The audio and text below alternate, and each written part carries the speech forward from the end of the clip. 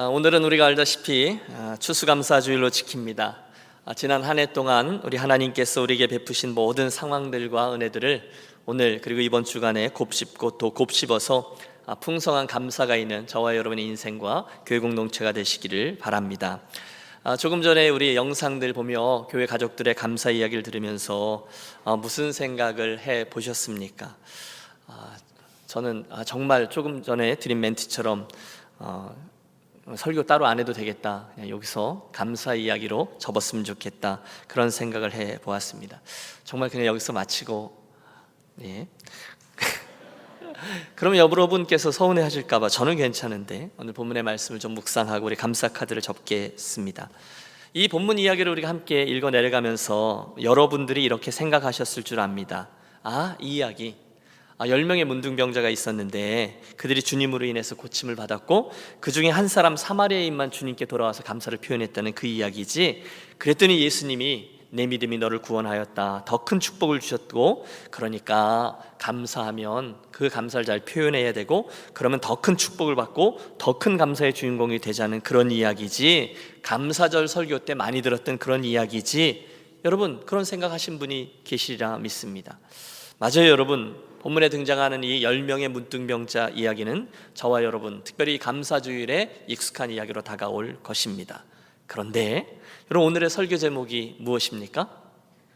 익숙한 감사 이야기 그러나 라고 되어 있습니다. 그러나 여러분, 여기에 설교자의 의도가 하나 있습니다. 이 익숙한 감사 이야기를 그러나 익숙하지 않게 듣자는 것이죠. 그러면 어떻게 해야 할까요? 어떻게 이 익숙한 이야기를 익숙하지 않게 새롭게 이야기하고 또 들을 수 있겠습니까? 우리가 뭘 어떻게 해야 혹시 별 기대감 없이 대하는 이 뻔한 감사 이야기를 진정한 감사 이야기로 삼을 수 있겠습니까? 오늘 저는 여러분과 함께 이 감사의 스토리 속으로 들어가 보려 합니다. 그리고 이 속에서 예수님이 어떻게 그 등장인물과 줄다리기를 하셨는지를 살피면서 우리들의 지난 2017년을 돌이켜 보았으면 좋겠습니다. 여러분, 올 한 해 동안 우리 주님께서 저와 여러분을 어떻게 만지셨습니까?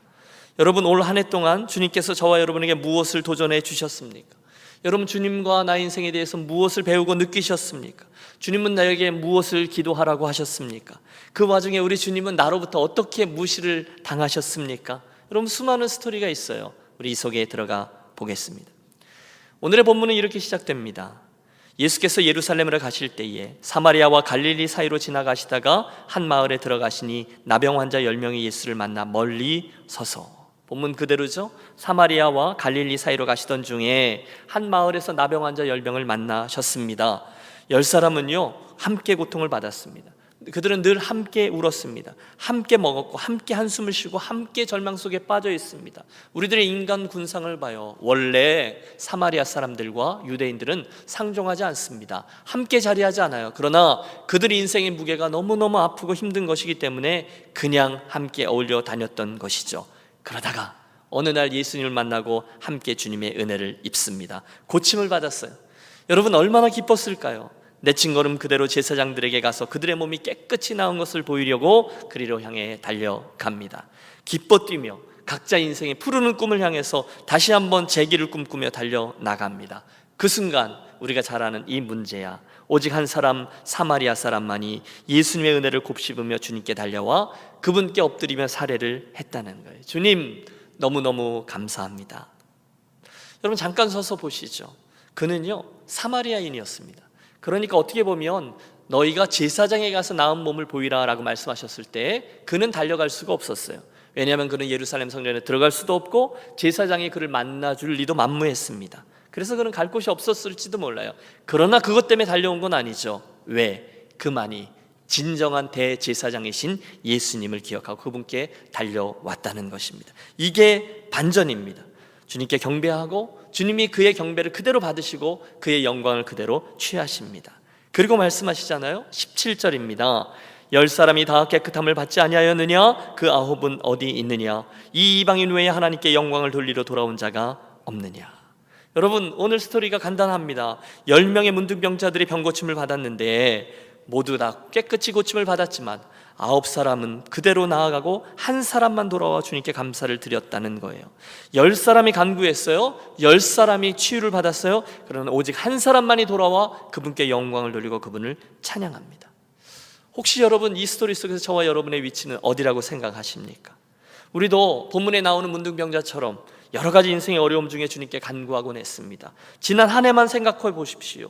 예수 선생님이여 우리를 불쌍히 여기소서, 이런 일이 얼마나 많이 있었습니까? 여러분 아쉬우면 우리가 주님을 부르짖잖아요. 그러면 새벽 예배 하잖아요. 그런데 그리고 나서 하나님의 은혜로 그 과정을 잘 통과한 후에 여러분 그분에게 드렸던 서원대로, 약속대로 그 앞에 나와 감사를 충분히 표현하고 그 약속을 지켜내는 이들이 얼마나 될까요? 그리 많지 않습니다. 여러분 옛 어른들의 말씀이 틀리지 않죠? 원수는 돌에 새기고 은혜는 물에 새긴다라는 말이 있어요. 그처럼 우리도 본의 아니게 우리에게 주신 은혜들을 잊고 살 때가 많이 있습니다. 자, 2017년의 추수감사주일 아침, 저와 여러분 그 9명의 무리들 가운데 있습니까? 아니면 그 한 사람의 사마리아인 옆에 서 있습니까? 우리가 어디 서야 될까요?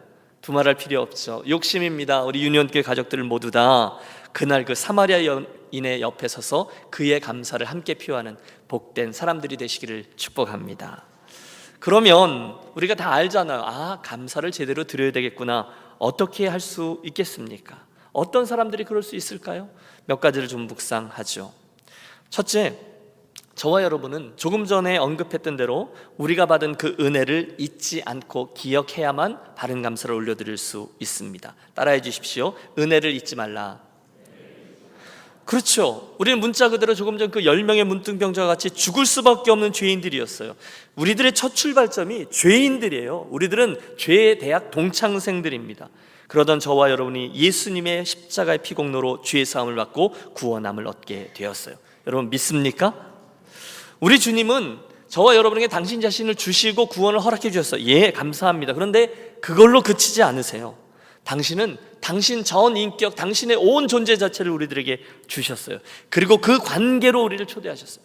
저와 여러분에게 천국행 티켓을 주고, 자, 구원 받았다, 너는 이제 천국 간다라고, 그리고 나서 그치지 않고 당신 자신과의 관계 속으로 우리를 나올 수 있도록 해 주셨다는 거예요. 새로운 관계 속에 총체적으로 완전히 다른 삶의 체계 속으로 우리를 용납해 주셨어요. 그게 은혜죠. 어제 새벽에 우리 허원영 전사님이 그 손양원 목사님 그의 감동적인 스토리를 나누어 주었어요. 공산당에 의해서 사랑하는 두 아들을 잃으신 손 목사님, 그 아들들의 장례식에서 이렇게 고백합니다. 여러분 이게 말이 됩니까? 아빠가 사랑하는 두 자녀를, 여러분 보셨다시피 얼마나 보배와 같은 우리들의 자녀들이에요. 우리 집 아이가 그 공산당원의 손에 죽임을 당했는데 그 장례식장에서 이렇게 고백해요. 나 같은 죄인의 혈통에서 순교의 제물이 나오게 하셨으니 너무나 감사합니다. 여러분 그분이 제정신입니까? 예, 제정신입니다. 어떻게 그럴 수 있을까요? 여러분 우리 의심합니다. 그게 아버지냔 말입니다. 혹시 거짓말 아닌가? 목사님이기 때문에 사람들이 있어서 그냥 그렇게 한 말 아닐까? 진지하게 고민을 해보았어요. 나 같은 죄인의 혈통에서 순교의 제물이 나오게 하셨으니 참 감사합니다. 제가 묵상한 거죠. 나 같은 죄인의 혈통에서 순교의 제물이, 나 같은 죄인의 혈통에서, 순간 제게 느낌표가 생겼어요. 여러분 이 이야기의 비밀은요 맨 앞에 있습니다. 나 같은 죄인의 형통에서 라는 그 혈통에서 라는 출발점에 이 고백의 비밀이 담겨 있는 거예요. 그분은, 그 손 목사님은 나 같은 죄인이라는 형편없는 출발점을 잊지 않았어요. 너무너무 가망 없어요. 그냥 놔두면 그냥 멸망의 자식으로 떨쳐져 갈 수 없는 그런 형편없는 자리에 있던 나를 주목할 때 그 나머지 삶에 허락된 모든 것들은 다 감사의 조건으로 화할 수 있게 되었다는 거예요. 여러분 이게 무슨 이야기일까요? 제가 3년 전까지 달라스에 섬겼는데요. 달라스에 써나온 후에 그 3년 동안 마지막 정서적인 빚으로 남기고 있었던 목사님 한 분이 계셨어요. 부목사님으로 섬겼던 분이죠. 하나님이 이번에 그분에게 담임 목회지를 허락하셔서 캔사스 선교교회의 담임 목사님으로 청빙이 되어 가게 되셨어요. 참 복된 교회와 아름다운 목자의 만남이라 기쁩니다. 그런데 그분에 대해서 한 가지를 좀 나누려고 합니다. 이분이 이제 저하고 같이 한 5년 그리고 그 다해서 한 8년 정도를 섬겼는데 그 당시 달라스 신학교에서 PhD 과정 학생이었거든요. 파트타임으로 섬기면서 있다가 비자를 연장하기 위해서 가족들과 함께 한국을 나갔는데 그만 학생 비자 재발급이 거절당한 거죠. 여러분, 학생들에게 흔한 일 아닙니까? 영사가 말합니다. 당신은 미국에 와서 애를 셋이나 낳았고 또 공부하고 그러니 당연히 한국에 안 돌아올 거다. 그러니 내가 미국 들어가는 비자를 줄 수 없다. 처음 거절당하고 두 번째 서류 같이 찌면 또 거절당하고 세 번 거절당했습니다. 그러면 여러분, 이건 끝이잖아요. 그러니까 본인의 개인적으로든 가정적으로든 교회적으로든 정말 큰일 난 거예요. 뭐 어떻게 될지 모르는 거예요. 근데 여러분, 제가 또 착하잖아요. 그래서 아무것도 결정되지 않았지만 그분을 기다리는 거예요. 근데 넉 달을 기다려주면서 교회가 빨리 알비자 신청하라 그래서 교회가 종교비자 수속을 진행해 주었습니다. 그중에 뭐 그 와중에 아파트 계약도 다 완료돼서 우리가 가서 청년부들 가가지고 아파트 짐 다 싸가지고 스토리지룸 갖다 놓고 매일매일 기도해주고 우리 교육자 모자라지만 기다려주고 그러다가 정말 기적과도 같이 넉 달 만에 이분이 비자를 받아서 들어올 수 있게 됐어요. 전화가 온 거죠. 목사님, 비자 나왔어요. 그리고 소리를 지르는 거예요. 드리는 말씀은 이겁니다. 그 넉 달 동안에 그분의 형편이에요. 정말 안리오 같은 거죠. 애들 셋 딸린 유학생이었는데 진한 광야를 통과한 겁니다. 아버님이 자그마한 서울의 한 개척교회에서 목회하시다 은퇴하신 어른이세요. 불광동의 조그마한 집에, 허름한 집에 그 어머니 아버지 계시는데 애들 셋까지 끌고 가서 5식구가 거기 이제 이렇게 군 식구로 기대고 있는 거죠. 그 사모님이 얼마나 힘들었겠어요. 길이 안 보이는 거예요. 이걸 개척을 해야 되나 공부를 해야 되나, 갈 데도 없고 오라는 데도 없고, 맨날 새벽 예배 갔다 오면 어디 갔어? 그러면 산에 갔다 왔다 그래요. 운동을 위해서 간 게 아니에요. 가족들에게 면이 안 서니까 아버지 어머니 얼굴 보기도 그렇고 특별히 사모님이 무서운 거죠. 마음고생을 너무너무 심하게 한 거예요. 그런데 여러분, 그럴 때 기도하면 하나님은 불리하면 침묵하시잖아요. 아무 소리도 안 하셔요. 이제는 어떻게 하나? 거기다가 여러분, 사모님 부모님이 휴스턴에 사세요. 완전 생이별을 하게 된 거죠. 깜깜한 거예요. 그런데 정말 기적적으로 비자를 받고 다시 미국으로 들어오면서 그분이 이제 이걸 진지한 목회의 부르심으로 해석하고 공부를 내려놓고 풀타임 사역자로 이제 조인해서 지금까지 섬기게 되었습니다. 딱 나타나는데 고생했다 그랬더니, 목사님 저 이제 달라스도 안 넘어갈 거예요. 여기서만 있을 거예요 이제. 그런데 이 끔찍한 과정을 통과한 후에 이분에게 인생의 관용구가 하나 생겨났습니다. 무슨 힘든 일을 만났다거나 속상한 일이 생기거나 하면 이분에 의해서 자동적으로 나오는 거예요. 불광동을 생각하라, 이렇게 읊조린대요. 이게 뭐냐면 거기가 불광동이었다는 거예요. 그 불광동을 생각하면 지금 있는 일이 하나도 힘들지 않게 느껴지고 너무너무 감사하게 된다는 거예요. 사모님이 좀 이러저런 일로 불평하면서 바가지를 긁을 아치면 목사님이 그런다는 거예요. 그래, 그래서 불광동 갈래? 이제 이렇게 되는 거죠. 그러면 바로 아니요. 그리고 이제 쫙 정리가 된다는 겁니다. 좀 억지 적용이 될지 모르겠지만 여러분, 그때의 그 첫 출발지를 생각하면, 불광동을 생각하면 오늘 있는 어려움은 어려움이 아니라 다 감사할 조건이라는 거예요. 여러분의 출발점이 어디입니까? 여러분 죄인입니다. 지금은 우리들이 이렇게 폼재고 양복 입고 와서 앉아있지만 죽을 수밖에 없는 죄인, 예수님께서 만나주시지 않으면 더할 것도 뺄 것도 없는 멸망으로 향하는 자리에 서 있던 게 우리들의 출발지였다는 거예요. 그 사실을 기억하면 나머지는 쫙 해석이 되는 거죠. 여러분, 불평할 게 없습니다. 여러분 모두 다 감사할 일인 줄로 압니다. 제가 이 손양원 목사님의 흉내를 내보았어요. 나 같은 죄인을, 그리고 나서 그 뒷부분이죠. 나 같은 죄인을 용서해 주신 은혜 감사합니다. 나 같은 죄인을 나에게 이렇게 목사로 부르시고 그 이름도 귀한 사역자로 세워주시니 참 감사합니다. 앞에 센텐스는 똑같아요. 나 같은 죄인을 이렇게 귀하디 귀한 유년 공동체를 함께 섬기게 하시니 감사합니다. 나 같은 죄인을, 나 같은 죄인을. 끝이 없습니다. 여러분, 그러다 비밀 하나가 드러나죠. 내 삶에 무엇보다도 앞에 있는 맨 센텐스를 나 같은 죄인을 이라는 말로 시작하면 그 뒤에 있는 모든 것들은 다 풍성한 감사의 조건으로 화할 수가 있다는 거예요. 여러분 따라해 주십시오. 나 같은 죄인을, 그 뒤엔 여러분이 써보십시오. 나 같은 죄인을 이런 귀한 동역자들과 함께 있게 해주셔서 감사합니다. 나 같은 죄인을 이렇게 현숙한 아내와 보배로운 아이들을 허락해 주시니 감사합니다. 우리 집사람 오늘 오는데 말 좀 잘해주세요. 예. 나 같은 죄인에게 지난 한 해 이러저러한 보배로운 기도 응답들을 허락해 주시니 감사합니다. 나 같은 죄인에게 이처럼 귀한 목사님들, 전사님들과 한 팀을 이루게 하시니 감사합니다. 온통 맨 앞에 나 같은 죄인을만 쓰면 다 감사의 조건이 된다는 거예요. 여러분 믿습니까? 우리들이 그 문둥병자였다는 거예요. 우리들이 그 10명이었다는 거예요. 그런 우리에게 먼저 주님이 오셔서 손을 뻗어주시고 은혜를 허락해 주셨어요. 그렇다면 그 어떤 일에도 감사할 수 있음을 믿으시기 바랍니다. 불평할 일 별로 없어요. 불광동 할래? 그러면 끝나는 거죠. 다 감사의 조건이에요. 교만하지도 않게 됩니다. 별게 좀 안 돼도 낙심하지 않을 수 있습니다. 첫 자리를 생각하면 말입니다. 두 번째, 우리가 감사의 제사를 잘 올려드리려면 저와 여러분에게 분명한 믿음이 있어야 될 것입니다. 예수님께 대한 믿음이에요. 오늘 19절을 보십시오. 예수님께서 당신께로 나온 그 사마리아인을 보시면서 선언하시잖아요. 일어나 가라, 내 믿음이 너를 구원하였느니라. 할렐루야. 그의 믿음이 이런 놀라운 일을 가능케 했다는 거예요. 어떤 믿음일까요? 그 주님에 대한 믿음이죠. 예수님께 가면 구원받을 수 있어. 아니, 그 전에 예수님께 가면 나의 문둥병을 고침받을 수 있어. 그 믿음이, 여러분, 제가 믿음을 강조하는 이유가 있습니다. 그 믿음이 그 감사의 자리를 나오게 했다는 거예요. 우리 이렇게 말할 수 있습니다. 우리 주님, 예수님에 대한 분명한 믿음이 있는 이가 오직 그들만이 바른 감사를 올려드릴 수 있다는 거죠. 거꾸로 말하면 분명한 믿음이 있을 때에야 그분이 창조주요 주권자요 오늘 내 삶을 이끌어주시고 가장 선하게 인도하는 분이라는 믿음이 있을 때에야 비로소 감사할 수가 있다는 거예요. 여러분, 오해하지 마십시오.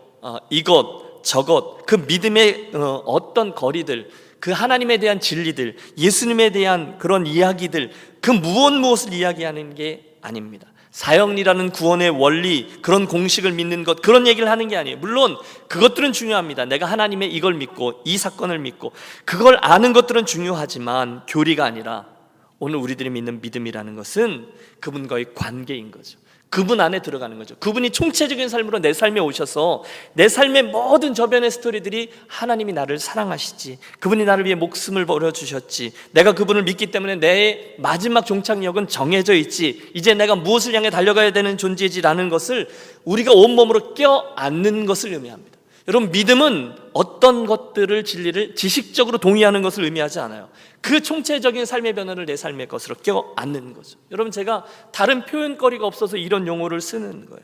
단순히 지적으로 무엇인가를 알고 동의하는 것에서 그칠 때가 많이 있어요. 아니요, 내 온 존재로 그분을 껴안는 겁니다.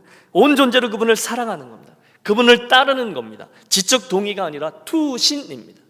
여러분, 여기에서 그리스도인들이 신실한 그리스도인이냐 아니냐가 결정날 때가 많이 있어요. 여러분, 하나님을 생각해 보십시오. 그분이 나를 사랑하신대요. 얼만큼 사랑하시냐면요, 그 사랑을 표현할 길이 없고 다른 길이 없기 때문에 예수님을 보내주실 만큼입니다. 여러분, 이 사실을 믿으십니까? 여러분, 이 사실을 믿으십니까? 여러분, 제가 여러분에게 그 사실을 아십니까? 여러분, 그 사실을 지적으로 동의하십니까? 를 묻는 게 아니에요. 나의 온 운명을 바로 그 사실을 믿고서 그분을 나의 주와 그리스도로 껴안고 그분과의 관계 속으로 들어가 이렇게 남겨진 인생을 걷는 거죠. 주님이 나에게 건강한 자에게는 의원이 쓸데없고 죄인인 내가 필요해 라고 말씀하셨어요. 먼저 프로포즈 하신 거잖아요. 내가 너를 사랑한다, 나 이 사랑을 받아주겠니? 그때 예 하고 그분을 확 껴안는 것, 나의 인격과 존재와 being and doing으로 그분을 꽉 껴안는 것, 공부하는 걸 의미하는 게 아니에요. 그냥 그분을 껴안는 것을 의미하는 거예요. 지적인 행위가 아니에요. 믿음은 그분을 껴안는 이 관계에 대한 확신이라고 하죠. 나를 위해 오시고 나를 위해 죽으시고 나시 사신 그 예수님을 내가 믿지, 내가 그분을 알지, 내가 그분을 껴안았지, 그리고 내가 그분과의 관계 속에서 살지, 내 운명이 그분께 달렸지, 그만큼 그분이 나를 사랑해 주셨지, 그분이 나를 창조하셨지, 그분이 나를 선택하셨지, 그분이 나를 위해서 구원을 주셨지, 그래서 십자가를 주셨지, 성령 하나님을 보내주셨지, 나로 교회가 되게 하셨지, 그래서 결국 새하늘과 새 땅에 이르게 해 주시지. 할렐루야. 이 모든 세계관 안에서 내가 그분하고 같이 사는 거죠. 어떤 진리를 믿고 알고 이해하는 게 아니라 그 새로운 삶의 자리로 들어가는 것이 믿음이라는 거죠. 그 믿음이 있는 자가, 예수님과의 그 관계 속에 있는 자가 그분에게 나아가 영광을 돌리고 나의 주 나의 하나님 감사합니다 소자야, 내 믿음이 너를 구원하였도다 라고 말씀 들을 수 있는 것이죠. 여러분, 저는 여러분께 그 질문을 드리고 싶습니다. 오늘 저와 여러분이 이 추수감사 주일에 확인하고 정말로 분명히 확인해야 될 것이 나에게 그 믿음이 있는가라는 거죠. 여러분, 그분에 대해서 아는 것을 묻는 게 아니에요. 여러분, 그분을 알고 계세요? 그 얘기 아니에요. 그 예수님이 어떤 분인지 그런 지적인 것을 이야기하지 않아요. 그분과의 관계 속에 들어가셔서 여러분이 그분의 사랑 안에 거하고 그분의 사랑을 누리고 그 구원을 즐거워하며 살아가고 있으십니까? 그 믿음을 살아내고 계십니까? 이게 오늘 저의 질문이에요. 여기 저의 전화기가 있습니다. 제가 눈을 강조하죠. 저는 문과라서 저는 이 전화기가 기계적으로 전자적으로 어떤 원리 속에 움직이고 이 안에 있는 칩이 어떤 역할을 해서 이렇게 저렇게 기능하고, 여러분 거기에 전혀 관심이 없어요. 그냥 저는 이 전화기를 사용해서 제가 좋아하는 분하고 통화할 수 있고 카톡할 수 있고 사진 찍을 수 있고 또 지도를 사용해서 또 운전하는 데 사용하고, 거기에 관심이 있어요. 저는 이 전화기에 대해서 아는 건 거의 없어요. 그러나 이 전화기를 알고 또 이 전화기를 누리고 사용합니다. 저와 여러분이 예수 믿는 것과 우리들 믿음의 길이 그런 거죠. 하나님에 대해서 뭘 아는가? 1, 2, 3 어떤 교리를 알고 이해하고 어떤 중요한 성경 구절을 암송하느냐? 여러분 그게 소용없다는 것이 절대 아니지만, 그보다 그런 것들을 아는 것보다 그 하나님을 내가 아는가, 그 하나님의 사랑 안에 내가 거하는가, 그 사랑을 내가 정말로 누리고 있는가가 저에게는 훨씬 더 중요합니다. 그런 의미에서 믿음을 가진 자가 바르게 감사할 수 있는 거죠. 하지만 저는 그 9명의 문둥병자에서 그런 모습을 보지 못합니다. 그들은 혹시 기적의 수혜자는 될 수 있어요. 하지만 그 예수님과의 관계 속으로 들어가지는 못했습니다. 그래서 더 근원적인 축복, 그분의 구원을 받아 누리지 못했어요. 여러분 두려움 속에 묻습니다. 이야기가 얼마든지 우리들의 이야기가 될 수 있다는 것을 아십니까? 저와 여러분도 교회 공동체를 다녀요. 그래서 교회 안에서 있는 여러 가지 혜택을 누릴 수 있어요. 그러나 이 믿음을 누리지 못하면 그냥 모아지는 거죠. 그냥 교회를 즐기는 거죠. 우리 교회는 그때는 한인회가 되는 거예요. 하나님과의 관계가 없기 때문에 한인회가 되고, 그때 우리는 교회 안에서 각축장을 누리게 되고 더 인정받으려고 하고 사람들 간에 경쟁하려고 하고 별것도 아닌 것 같고 줄서기 하고 키재기 하고 그러고 마는 거죠. 그 하나님과의 관계가 분명치 않으면요. 여러분 추수감사주일도요, 그분과의 관계 속에 들어가고 그분을 누리는 자는 진정한 감사의 자리로, 그런 장으로 사용할 수 있지만, 그렇지 못하고 관계없이 추수감사절을 대하는 이는 억지로 쥐어짜는 거죠. 조금 이따 우리 감사 카드를 적어봅시다 할 건데, 내가 뭘 감사거리를 적지, 쥐어짜고. 또는 오늘 아침에 나올 때 오늘 감사헌금, 절기헌금을 해야 되는데 얼마를 적지. 여러분 이 정도의 고민으로 추수감사주일을 보낼 수 있다는 거죠. 그런 우리에게 본문의 주님이 도전하십니다. 저는 이 도전 앞에 정신을 번쩍 차리게 됐어요. 17절의 말씀이에요. 예수께서 대답하여 이르시되 10사람이 다 깨끗함을 받지 아니하였느냐? 그 9은 어디 있느냐? 그 9은 어디 있느냐? 여러분 저는 여기에서 예수님과 깊은 관계, 그 교제 안으로 들어가지 못한 분들을 찾으시는 주님을 봅니다. 그분의 안타까움을 보세요. 그분은요 당신의 인성의 한 부분을 다 드러내 보여주셨어요. 그 9은 어디 있느냐 하시면서 서운함을 노출하시는 거예요. 외로움을 노출하시는 거예요. 예수님의 기대는 그들과 같은 교제 안에 들어가는 거거든요. 그들에게 구원의 은혜를 베푸는 것이거든요. 더 깊은 당신과의 관계 속으로 그들을 초대하는 건데 한 사람밖에 나오지 않았어요. 여러분 저는 이 아침 저와 여러분이 주님의 이 음성, 나머지 9은 어디 갔느냐라는 말씀을 듣고 정신을 바짝 차리게 되시기를 바랍니다. 주님께서 나를 찾으시네 라고 말입니다. 그리고 저는 여러분과 함께 얼른 제자리로 데려가시기를 바라요. 여러분 빨리 그 주님 옆으로 달려가세요. 그 사마리아 사람 옆에 함께 엎드리십시오. 주님, 나의 주님, 나의 사랑하는 주님. 그리고 여러분 고백하십시오. 주님 저 왔습니다. 이런 저를 참아주셔서 감사합니다. 주님 한 해 동안에 저를 또 인내해 주셨군요. 하마터면 엉뚱한 곳에서 진정한 추수감사주일의 주인인 주님을 잊고 딴 곳에 있을 뻔했네요.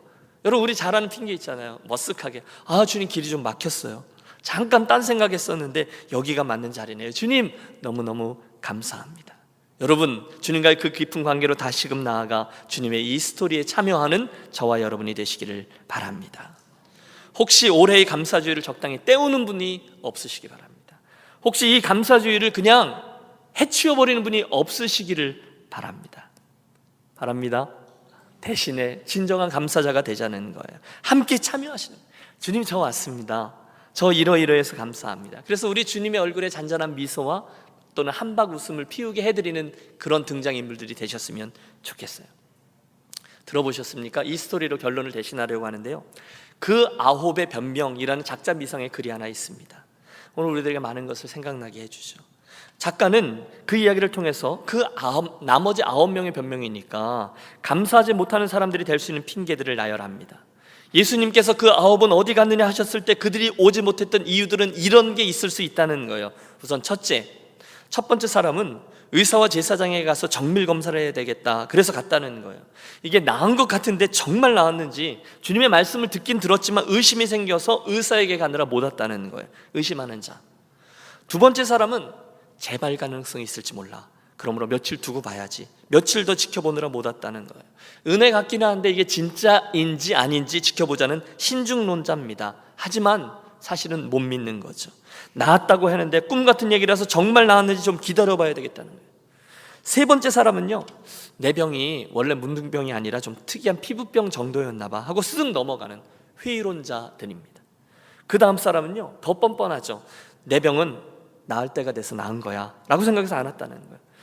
내 삶에 하나님 주신 은혜와 기적으로 그런 놀라운 일들이 생겨났는데 이걸 그냥 자연현상으로 치부하는 경향을 말합니다. 여러분, 가만히 보면 그런 일들이 많잖아요. 어떤 병 걸렸다가 나았을 때 어떻게 나았어? 그러면 그죠, 뭐 약도 좀 쓰고 병원에도 가긴 했지만 뭐 나을 때가 돼서 낫겠지, 이렇게 생각하고 건방 떨면서 이야기하는 사람들이 있어요. 여러분, 솔직히요, 그분이 아플 때 막 기도해달라고 막 그랬거든요. 근데 그런 사람들에게 주님이 긍휼의 손길을 확 거두셔서 그 병이 다시고 확 재발됐으면 좋겠어요. 정신 차리게. 아이고 이렇게. 그런데 우리 주님의 사랑은 끝이 없으시죠. 또 참아주시고 또 철들 때까지 기다려주세요. 우리 주님이죠. 여기서 끝이 아닙니다. 한 사람은 병 걸리기 전에 가졌던 밭과 재산이 어떻게 됐는지 보려고 그걸 달려 쫓아간 거예요. 전에는요, 먹고 사는 게 힘들어서 먹고 사는 게 중요해서 막 그러다가 병이 걸렸는데 이제는 죽느냐 사느냐가 문제였잖아요. 그게 덜 중요했는데 죽느냐 사느냐의 문제가 해결되고 나니까 똑같이 밭과 집을 향해서 달려갔다는 거예요. 뭐가 더 중요한지를 순간 잊어버린 거죠. 또 한 사람은 병 걸리기 전에 같이 있었던 가정과 식구들이 잘 있는지, 특별히 아내가 수절하고 잘 있는지 그게 궁금해서 얼른 쫓아갔다고 하고, 또 한 사람은 예수님이 특별히 해준 게 없잖아, 안수를 해준 것도 아니고 어루만져 준 것도 아니고 약을 준 것도 아니고 그냥 가서 보이라 했기 때문에 뭘 그만큼 감사를 표현하고 그러게 가라고 해, 귀찮게. 뻔뻔한 사람. 여러분, 이렇게 스토리가 진행되는 거예요. 여러분, 이 글을 쓴 저자의 의도는 간단하죠. 우리들의 핑계는 끝이 없다는 겁니다. 이러저러해서 그냥 가버렸다는 거예요. 오늘 저와 여러분에게 있을 수 있는 수많은 경향들, 감사하지 못하는 이유들에 대해서 이 이야기를 구성하고 있어요. 여러분, 아마 우리들이 그 뒤에 글을 계속해서 이었으면 아마 100만 개 정도의 핑계는 쉽게 쓸 겁니다. 별로 감사할 이유를 찾지 못해요. 그런데 그 순간에 이 사마리인이 어떻게 합니까? 바로 왔어요. 그 모습 그대로, 그 옷 그대로, 그 꾀죄죄함 그대로, 그 붕대를 감고 있는 모습 그대로. 이대로면 어떠냐? 문둥병 있을 때에도 주님이 나를 불쌍히 여기셨는데 이 모습 그대로 주님께 나아가면 주님이 받아주시지. 주님이 그를 기쁨으로 받아주셨어요. 사랑하는 여러분, 우리 경험적으로 압니다. 잘 되고 평안하고 모든 게 승승장구할 때 감사가 마구 솟아오를 것 같지만 사실은 그렇지 않아요. 대신에 우리가 하나님의 은혜를 알면 감사하게 될 줄로 믿습니다. 하나님을 향한 믿음이 분명해지면 감사하게 될 줄로 믿습니다. 그때 그들은 자연스럽게 충성하고 봉사하고 헌신하게 됩니다. 율법주의자들이 이야기하는 억지로 하는 거 아니에요. 돌아온 탕자가 철이 들어 철든 아들로 자원함으로 행하는 행함이요 헌신이 되는 거죠. 그리고 이 모든 이야기들의 출발점에 무엇이 있어요? 우리의 문둥병이 있습니다. 거기에 부어진 하나님의 은혜가 있습니다. 그리고 그것에 반응하는 우리들의 감사가 있습니다. 사랑하는 유년가족 여러분, 2017년 추수감사주일의 아침에 여러분의 감사는 안녕하십니까? 여러분들의 자리는 그 9명의 사람들 가운데 있습니까? 아니면 그 1명 옆에 있습니까?